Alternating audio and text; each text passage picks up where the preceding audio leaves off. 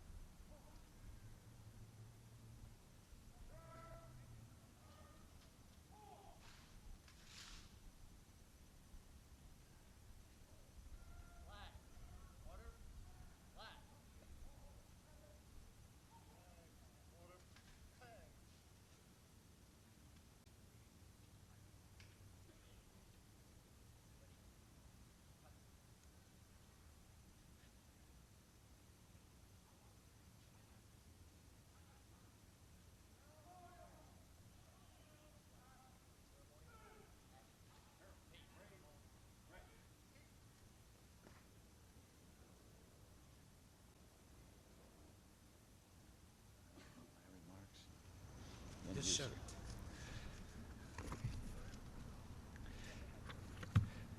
Prime Minister Reagan, on behalf of the American people, Nancy and I are honored and delighted to welcome you and all those accompanying you.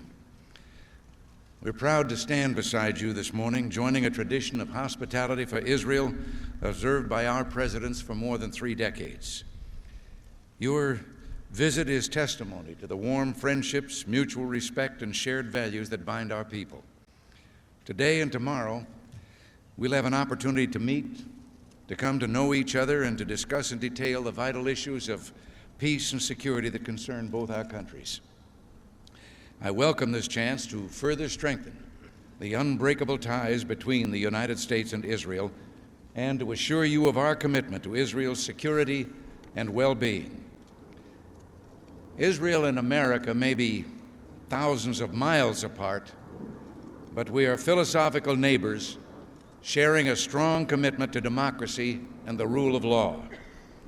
What we hold in common are the bonds of trust and friendship, qualities that in our eyes make Israel a great nation.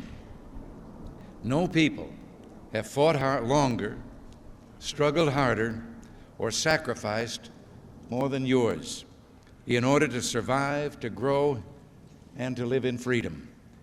The United States and Israel share similar beginnings as nations of immigrants, yearning to live in freedom and to fulfill the dreams of our forefathers.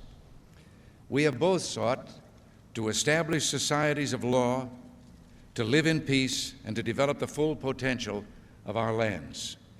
We share a devotion to democratic institutions, responsible to the wills of our citizens. Our peoples embrace common ideals of self-improvement through hard work and individual initiative. Together, we seek peace for all peoples. In partnership, we're determined to defend liberty and safeguard the security of our citizens. We know Israelis live in constant peril, but Israel will have our help. She will remain strong and secure, and her special character of spirit, genius, and faith will prevail. The prophet Ezekiel spoke of a new age when land that was desolate has become like the Garden of Eden, and waste and ruined cities are now inhabited. We saw how miraculously you transformed and made the desert bloom. We see how, despite dangers every day, your families continue working together to build a better place to live and to prosper in peace and freedom. Our dream, our challenge, and yes, our mission is to make the golden age of peace, prosperity, and brotherhood a living reality in all countries of the Middle East. Let us remember that whether we be Christian or Jew or Muslim, we are all children of Abraham. We are all children of the same God. Mr. Prime Minister, you come at a time of testing and of hope. The challenges we face are great, with the forces of aggression, lawlessness, and tyranny intent on exploiting weakness. They seek to undo the work of generations of our people, to put out a light that we've been tending for these past 6,000 years. But we understand their designs, and we're determined to oppose them. Working with all our friends in the Middle East, we seek to reinforce the security of the entire region. As we consult about these problems, rest assured that the security of Israel is a principal objective of this administration, and that we regard Israel as an ally in our search for regional stability. Equally important in our discussions is the commitment of our two countries to advance the cause of peace. Mr. Prime Minister, your strong leadership, great imagination, and skilled statesmanship have been indispensable in reaching the milestones of the past few years on the road toward a just and durable peace in the Middle East. You and the members of your coalition have earned our respect and admiration. Many cynics said Israel would never make peace with Egypt, but you did. Then they said you would not honor your commitment to return the Sinai to Egypt, but you have. Now they say you cannot go forward to work out a just and durable peace with all your neighbors. We know you will. I look forward to receiving the benefit of your views and advice on the great tasks that remain before us. I'm confident that the United States and Israel will continue their close partnership as difficult negotiations toward peace are pursued. Let me also thank you, Mr. Prime Minister, for helping our Special Ambassador, Philip Habib, to arrange a cessation of hostilities across your border with Lebanon. Still another considered step for peace and one well taken. Prime Minister Reagan, I know your entire life has been dedicated to security and the well-being of your people. It wasn't always easy. From your earliest days, you were acquainted with hunger and sorrow. But as you've written, you rarely wept. On one occasion, you did. The night when your beloved state of Israel was proclaimed. You cried that night, you said, because, quote, truly there are tears of salvation as well as tears of grief. Well, with the help of God and us working together, perhaps one day for all the people in the Middle East, there will be no more tears of grief, only tears of salvation. Shalom, shalom, to him that is far off and to him that is near.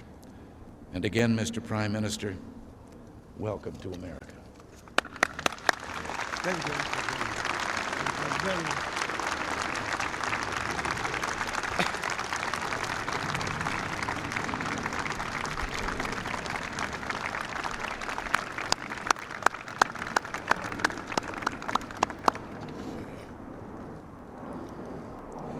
Mr. President, my colleagues and I are grateful to you and to Mrs. Reagan for your kind invitation, for having given us the opportunity to discuss with you and your advisors international problems, bilateral issues, the danger to freedom resulting from Soviet expansionist policy in our region and its periphery and elsewhere, and the defense of human liberty, which is the essence of our lives, the motive of our efforts, the reason of our labors. Our generation, Mr. President, lived through 2 world wars, with all the sacrifices, the casualties, the misery involved. But the 2 wars also created and left after them, regrettably, 2 illusions. In the early 20s, the saying went around the world, that was the war to end all the wars. It was not so to be. Only 25 years later, another world war broke out, the most horrifying of all in the annals of mankind, not only with the sacrifices in tens of millions of human beings, but also with atrocities unheard of in history. Ultimately, mankind crushed the darkest tyranny which ever arose to enslave the human soul. And then people believed that it is the end of tyranny of man over man. It was not to be. After May 1945, there were 56 so-called local wars in a period of 36 years alone. In other words, bloodletting and enslavement are going on. Country after country is being taken over by totalitarianism. In nearly 8 years, 8 countries were so taken over, either by proxy or directly. So it is obvious that liberty is in danger, and all free women and men should stand together to defend it and to assure its future for all generations to come. Mr. President, Israel is a small country, but a free one. Its democracy was proved time and again. True democracy. It is an integral part of the free world. It is a faithful and through its democratic regime a stable ally of the United States. We shall stand together, and Israel will give its share in defending human liberty. Mr. President, out of those 56 local wars, 5 were thrust upon little Israel since its inception. We waged them out of necessity to defend our people and to save its existence and to sustain our independence. This is the simple reason why we not only want peace, but we yearn for peace. Therefore, as you rightly said, Mr. President, at the price of great sacrifices and admittedly undertaking also very serious risks, we made peace. We signed a peace treaty on this very lawn with our southern neighbor. But we strive to sign peace treaties and make peace forever on all our borders with all our neighbors. And with God's help, this noble aim will be achieved too. Mr. President, thank you for your heartwarming remarks about my people and my country, and touching words about my life, which is only one of the uncountable thousands and millions who suffered and fought and resisted. And so after a long night, the rise of the sun, the day. I'm one of them because this is our generation. But your appreciation of our motives, our efforts, our sacrifices is very dear to all of us. Because, Mr. President, we've seen you not only the President of the United States, but also the defender of freedom throughout the world.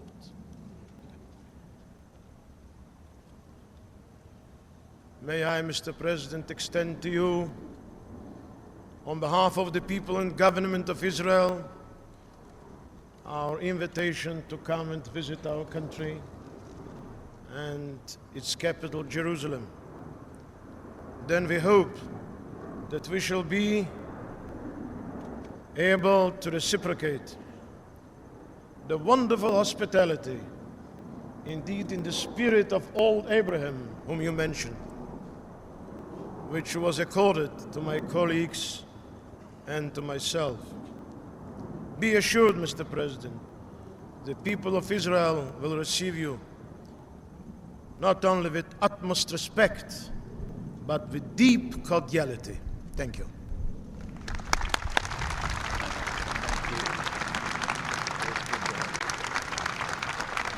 I think we're supposed to face them again for them to dismiss us.